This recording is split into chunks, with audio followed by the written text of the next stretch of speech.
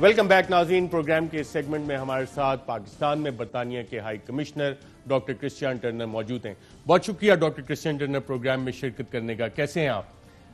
बिल्कुल ठीक। और आप? बिल्कुल ठीक ठाक। आपकी उर्दू तो बहुत अच्छी हो गई है। नहीं, मेरी उर्दू बहुत ख़राब है, लेकिन थोड़ी थोड़ी उर्दू सीख लिया हूँ। काफ़ी अच्छी उर्दू आपने सीख ली है। आप पाकिस्तानियों से मुलाकातें करते हैं, उनसे उर्दू में बात करते हैं? Gee, look, the relations at the minute are very strong. We are going from strength. It's been a difficult year, but we're in very good place, and you can tell I'm enjoying myself. I'm still learning my Urdu. And I like to say, dosti mushkil waqt means saath dete hain. It's exactly at times like this that we must be together. And in these difficult times during the lockdown, did you go back to your home in UK? No, I was here throughout the whole period with my family. You know, we have families here with us, my children, my wife, we were all here together. It was tough, we didn't get out much. We got out a little bit, but I'm pleased now that things are looking better, and I hope to be travelling around the country again soon. And High Commissioner, how do you rate Pakistan's handling of the corona pandemic? So look, I think it is a good news story. Let's be clear, we can't be complacent. We're not out of the woods yet, and everyone needs to stay vigilant, keeping social distancing, washing their hands, wearing face masks if they're close together. But I do think there's things the rest of the world and the UK can learn from Pakistan. The fact that the cases have been kept low, the balancing of lives and livelihoods, and some of the policies of the coordination through the NCOC, the smart lockdowns, I think, have been an important part of the story. Did you visit NCOC? Yes, and I think a very, very good effort. Any government needs to coordinate properly. You know, you cannot drive one thing from a single ministry. So having a place where all those different ministers could get together, talk to each other on the key areas, whether that's about the borders, about the health, about the workers, and then to be able to coordinate at federal to provincial level, I think it was very important. How do you rate the role of the leadership in this, and especially Prime Minister Imran Khan, who has been against the all-out lockdown right from day one? Well, look, my job is not to be a cheerleader for any individual or party. I'm here to work with the elected representatives, with that leadership and to support the people of Pakistan. But in any system, leadership matters. And I think, as I say, it's a great news story for Pakistan, and as we go through the next phase of this pandemic, it's still a problem all over the world. We're looking at schools going back here in Pakistan this week. As I say, I think there's stuff we can learn from you.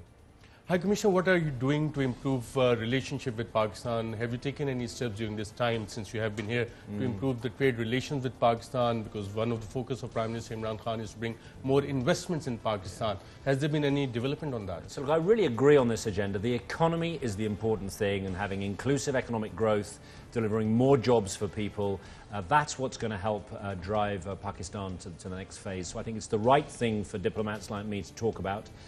There are two big announcements this week I'm very pleased that we have made.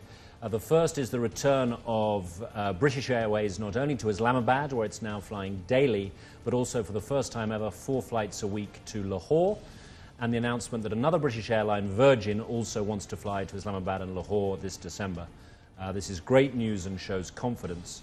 And the second area is an expansion of our export credit facility with businesses, so that we can see more companies investing between Britain and the UK. And what does this mean, export credit facility? Yeah. Has that limit been announced, and what it means for Pakistan?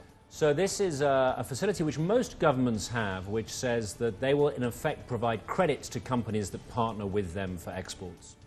So we have tripled the size of that facility to £1.5 billion sterling. And in effect, that means that companies that want capital can go to that facility, UKEF, and ask for very, very cheap capital. It's very favourable interest rates if a small part of their project is linked back to the UK. It's about 20%.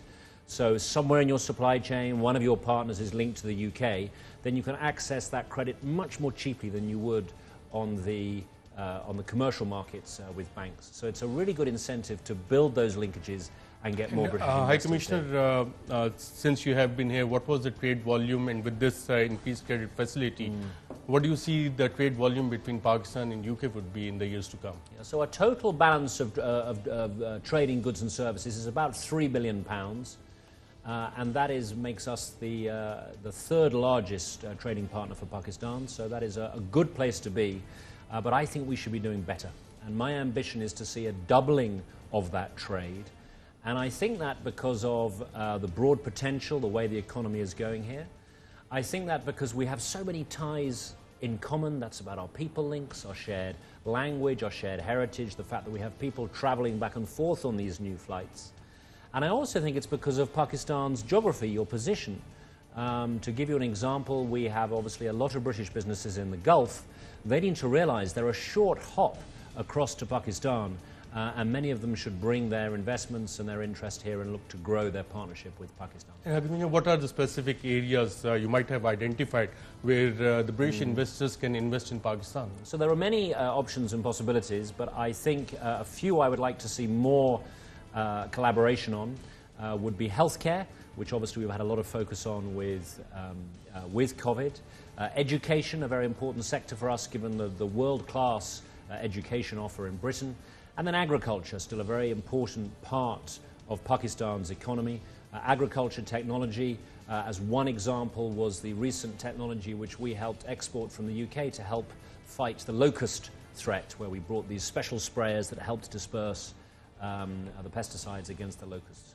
Manufacturing as well, but these are core areas where my team and I will look to be focusing our efforts.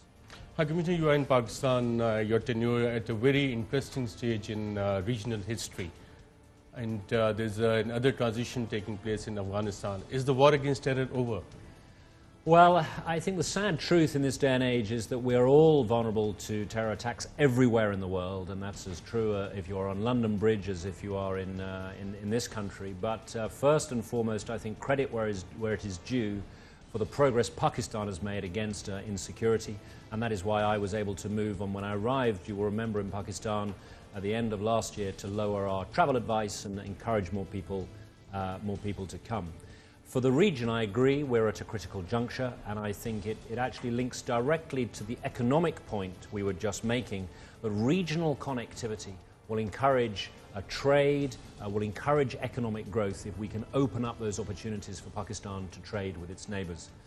And I should absolutely commend Pakistan's leadership in getting us to the historic Afghan peace negotiations, which started in Doha last Saturday.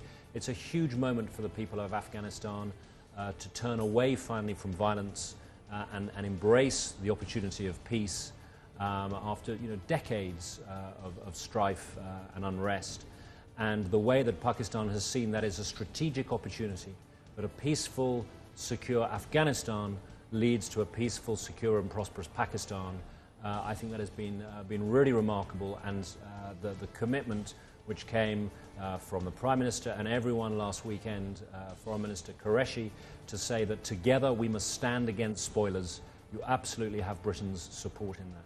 High Commissioner, you have been travelling a lot before the corona pandemic hit Pakistan and smart lockdowns were enforced. Now most of the lockdowns have been lifted. Do you intend exploring Pakistan more? I absolutely do. You can tell that I'm not a very shy and retiring diplomat, and I don't think you can understand a country from its capital city, beautiful though Islamabad is, and you certainly can't understand a country from its diplomatic enclave. So I see my job as to get out, to meet people, and genuinely to listen, to learn, to try and understand more about this beautiful country as I practice my terrible Gora Urdu, for which I apologize. So you'll see in the coming weeks I have plans to visit again, to be traveling around the country. I'm particularly keen to go north, having heard so much about its beauty, also to KP, other parts of the country, as well as back to Lahore and Karachi in due course. So I hope to be traveling and visiting a wide array of interests and meeting more people around the country as I go. High Commissioner, there are so many beautiful places in Pakistan, especially in the northern areas. Would you recommend the British tourists who go to different places to come and visit the northern areas of Pakistan? I'd recommend them to go everywhere. You know, one of the things that amazes me is that Pakistan has this very rich heritage. For millennia, it's been a crossroads of trade, of commerce, of culture, of faith. And wherever you go in the country, there are these wonderful historic sites. I'm a historian by training, so whether I go to Rotas Fort, Makli, the Mausoleum, to Takzila near here, there is this wonderful heritage as well as the astounding natural beauty. And I would say to anyone, come and visit.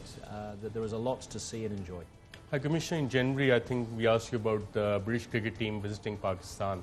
It's almost 6-7 months. Any plans of the British cricket team? Ahista, but I am very, very excited about the platform that was built after the summer tour. I hope everyone enjoyed it. The cricket was very exciting, although a bit frustrated by some rain and wind that we had back in England. But I should also say that the way in which the Pakistan team acted as ambassadors for their country, it really touched people's hearts back at home. They were really such good sports and real sporting heroes for the country, the young players, the old players.